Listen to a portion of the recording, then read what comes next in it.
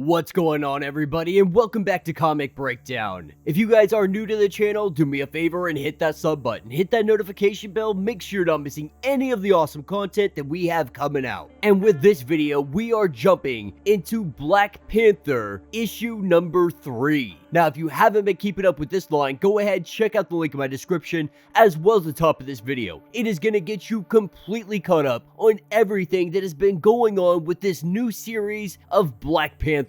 And this issue is the 200th issue of Black Panther. And what we have seen transpire so far is that Wakanda, they had sleeper agents in every single nation around the world. And unfortunately, these sleeper agents, they have been under attack. They have been under attack by an unknown enemy. And so Black Panther, unable to locate who this is, who is responsible for these attacks, he is going to all of his agents and he is bringing them back home to Wakanda. And we last left off with Black Panther about to head off into his jet. That is when these assassins, they come out of left field and they come directly for Black Panther. Now, be sure to buy the comics, support the industry, and with that being said, let's dive into this breakdown. Alright guys, so as we dive into issue number 3, we are picking up with Black Panther and Omolola. And the two of them, they are fighting against these assassins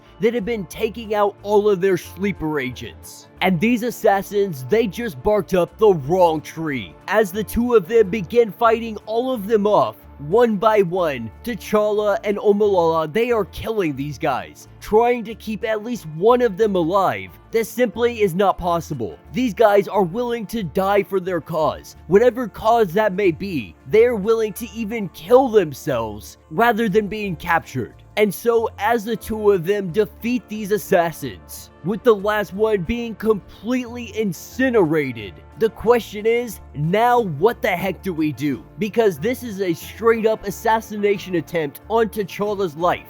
That they're not just going for the sleeper agents, they're also coming for him. Now, at this point, Black Panther, he has to assume that maybe the attacks against the sleeper agents have been some kind of ruse to pull him out of hiding, to pull him out into the open, so they had an opportunity like this to attack him. And so, needing to regroup, he is going to head off to the one place where he knows he will be safe. A place that will take him off grid and has the utmost protection. That place is Morocco, formerly known as Mars, and the region of Morocco is the one and only Storm. And so while they head off in their ship headed directly for Mars, this is where we pick up on Wakanda, and we pick up with Princess Shuri. And right now she is having a conversation, and what she is being told is that T'Challa, he needs to be back here at home, that he is needed in Parliament. And though T'Challa may be just a ceremonial leader at this point, he remains a figure of great respect. And there are factions forming in the government that agree on only one thing, that T'Challa is a wise man. And so his word is the last word when it comes to those factions. And while that sounds a little bit dramatic, their government is very fragile right now. And so the best person who can help Wakanda create this democracy is its former ruler, is the former king of Wakanda. And picking up with T'Challa up in space, this is where he gets a phone from his sister, letting him know of everything that is going on, letting him know that there are a few issues that are coming up because there are concerns within their government. Right now, factions are forming, and they are worried that they're not going to be able to deal with any of the potential problems that are going to arise if T'Challa is not there. But for T'Challa, this is what Wakandans wanted. This is what they asked for. They asked for a democracy. They asked for this parliament. And now they get it. Regardless of how the outcome is, regardless of whatever happens next, T'Challa is not going to be the voice that comes in when they can't figure things out. He's really letting this government sink or swim. And while he could care either way, because the truth of the matter is he would just resort back to being the ruler of Wakanda. But he is giving the people what they want, giving them the opportunity to form this democracy like they asked for. And so with this conversation coming to a close, Malala asks if T'Challa is feeling alright, because he has gone through a lot at this point. They've been attacked But not only have they been attacked, their friends have been murdered. And T'Challa asked the question, was Jay happy? Because at the end of the day, he was human. He may have been a sleeper agent, he may have been a warrior working for Wakanda, but the truth of the matter is that he found love in his work. He became an architect. He made a life for himself.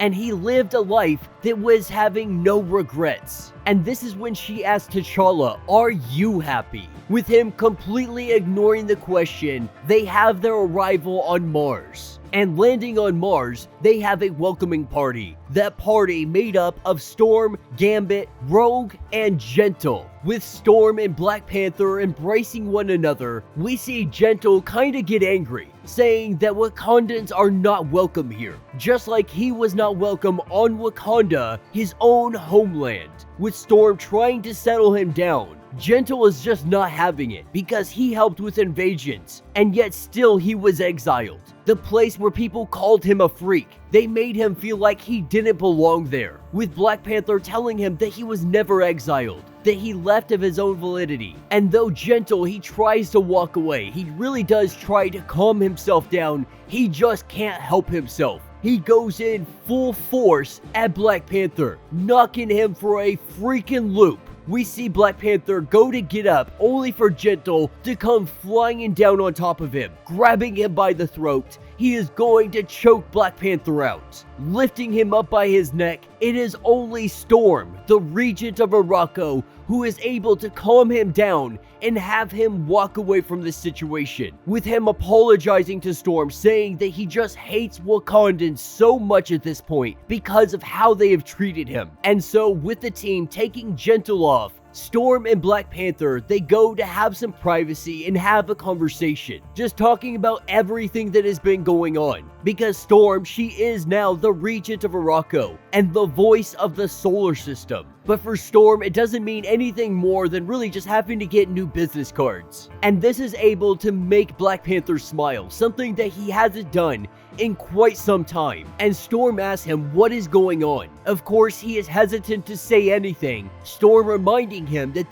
when they decided to get back together, that there would be no more secrets between them. And he's not trying to be secretive, he just hasn't figured out exactly what is going on yet. But once he does have that information, he has every intention of filling Storm in and letting her know exactly what is going on here. But he does let her know that in this moment, he hasn't been this happy in so long. That being around Storm, it truly does lift up his happiness. And with them kissing, Storm, she has to go off to do Regent stuff, leaving Black Panther to sit here and gaze at this beautiful sunrise. And as Black Panther sits here and enjoys the scenery, we have the arrival of Gentle. And he has come, letting Black Panther know that he is sorry and he didn't mean to hurt him. Because the truth is, Gentle is in fact a sleeper agent. Gentle is the one, the only one, that could get access to this mutant nation of Krakoa. He is the only one that could be on Mars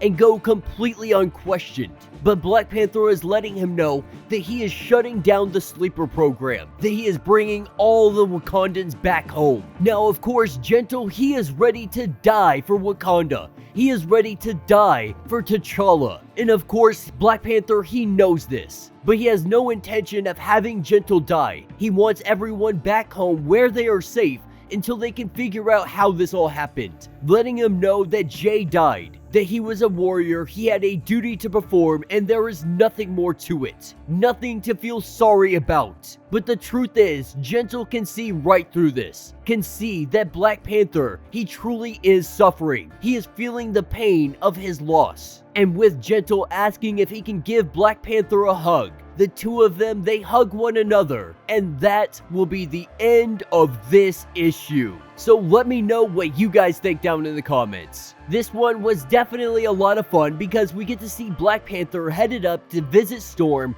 and check out Mars, because this is the first time that he has actually been here since they terraformed this planet. This issue, more than anything, is showing us the emotional toll that all of this is taking on T'Challa. Losing his friend is hurting him much more than he would like to say. And what looks like to be happening is factions are breaking up all in Wakanda. The government is breaking up into its own parties, and it's likely that these sleeper agents could be coming from one of these parties. It's likely these sleeper agents are being targeted by Wakandan government officials. That would explain their technology, that would explain their skill. And if they ever found out about the sleeper agents, it would be likely that someone would try to take them out because they see it as some kind of threat. So all in all, I have to say I really enjoyed this issue because it really did show the emotional spectrum of Black Panther. You know, in one instance, he's not feeling that great. He's feeling depressed, he's feeling sad, he's lost one of his friends due to murder. But in another scene, we have him spending some time with Storm, and we can see what truly does make him happy.